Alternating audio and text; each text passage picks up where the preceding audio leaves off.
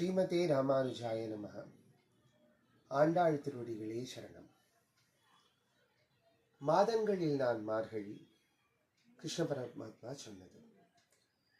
எல்லா மாதத்திற்கும் ஒரு சிறப்பு இருக்க, மார்கழி மாதத்து தனிச்சிறப்புகள் அப்படின்னே நம்ம பலது சொல்லலாம்.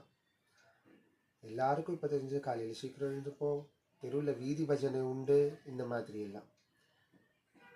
மார்கழி மாதத்தை எல்லாருக்கும் புரியும்படி சொல்லணும்னா தேவர்களோட புலரி அப்படின்னு சொல்லுவா.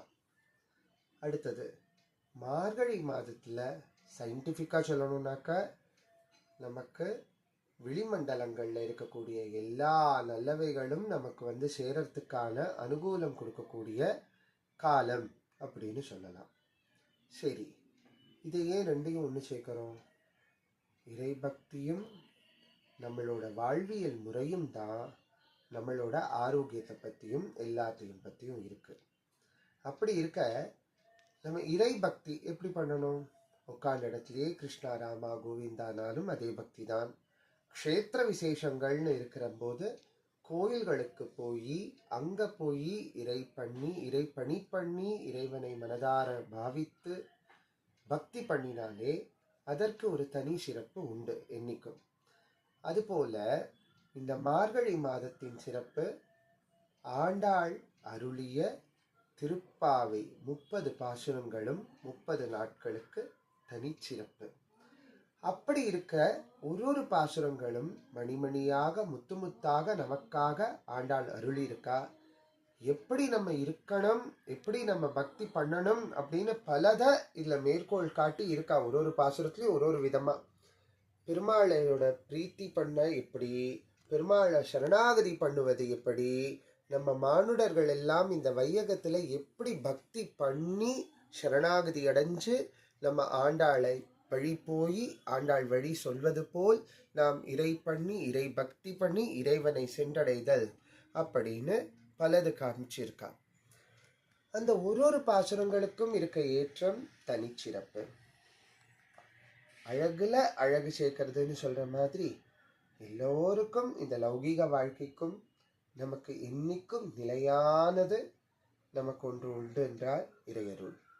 அது எப்படி நம்ம பக்தி பண்ணினா நமக்கு என்னென்ன கிடைக்கும் அப்படிங்கிறத முதற்கொண்டு பாசுரத்துல சொல்லியிருக்கா. அதான் 27வது பாசுரம் கூடாரவல்லி. எவ்வளோ சந்தோஷமா சௌக்கியமா நம்ம இருப்போமானாக்கா நம்மளோட ப்ராஸ்பரிட்டி, கோகுலத்தோட ப்ராஸ்பரிட்டி இந்த பாசுரத்துல காமிக்கிறா. அதே மாதிரி நம்மளோட ப்ராஸ்பரிட்டி எப்படி வருங்கிறதையும் காமிக்கிறா. கூடாரை வெல்லும் ஸ்ரீர் கோவிந்தா, உந்தன்னை பாடி பறை கொண்டு யான் பெரும் சன்மானம்.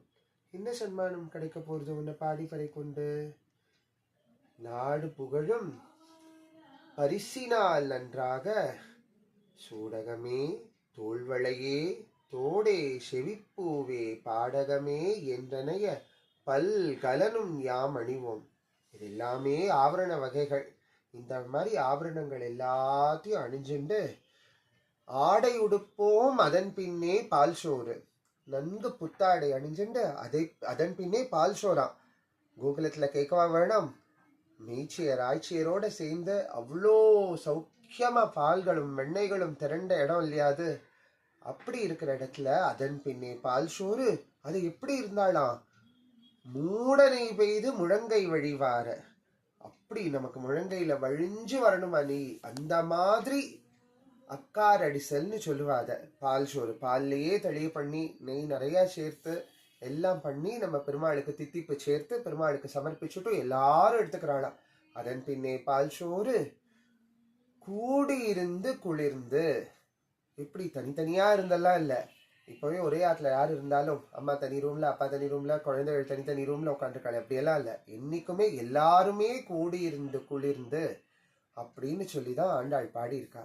அந்த மாதிரி எல்லாரும் எல்லா நலன்களும் பெற்று சௌக்கியமா சௌலபியமா இறையருள் என்றும் நிறைந்து சரணாகதி பக்தி பண்ணி இறைவனுடன் இரண்டுற நாம் அனைவரும் பக்தி பண்ணி என்றும் அவனோட ஆசீர்வாதத்திற்கும் அவனோட மனதில் நல்ல இடம் கிடைக்க பாத்திரமாவோம் என்று வேண்டி ஆச்சாரியர்களுக்கும் எல்லோருக்கும் பல்லாண்டு பாடி அமைகிறேன்.